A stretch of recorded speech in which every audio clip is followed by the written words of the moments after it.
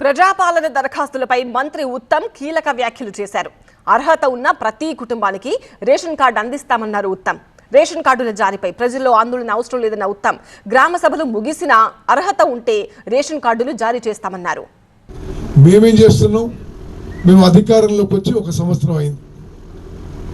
1 సంవత్సరంలోనే ఇప్పుడు మేము ఈ రాష్ట్రంలో ఈ ఉచిత బియ్యం పథకం కింద రేషన్ కార్డు కింద మరో 40 లక్షల మందికి మేలు చేకూరే విధంగా మేము ముందుకు పోతున్నామని చెప్పి నేను మనం చేస్తున్నాం.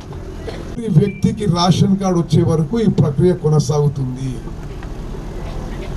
నేను రాష్ట్ర సివిల్ సప్లైస్ మినిస్టర్గా, ఉమ్మడి కరీంనగర్ జిల్లా మంత్రిగా కూడా మీకు నేను స్పష్టమైన హామీ ఇస్తున్నా. ఈ రేషన్ కార్డుల ప్రక్రియ పూర్తయిన తర్వాత,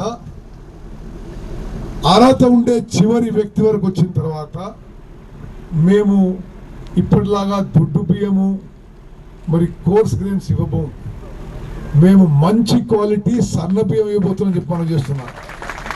ప్రతి వ్యక్తికి, అర్హత ఉన్న ప్రతి వ్యక్తికి 6 కిలోల మంచి క్వాలిటీ సన్న బియ్యం ఇవ్వబోతుందని చెప్పి నేను మనం చేస్తున్నాను. అర్హత ఉండే వాళ్ళందరికీ కూడా ఇల్లు కట్టించే ప్రక్రియ చేపట్టినాము. ఎవరైతే అర్హత ఉంటుందో ఇల్లు కట్టుకోవడానికి 5 లక్షల రూపాయలు ఇవ్వబడుతుంది. ఎస్సీ ఎస్టీలకి అదనంగా 1 లక్ష రూపాయలు ఇచ్చి 6 లక్షల రూపాయలు ఇవ్వబోతున్నాము.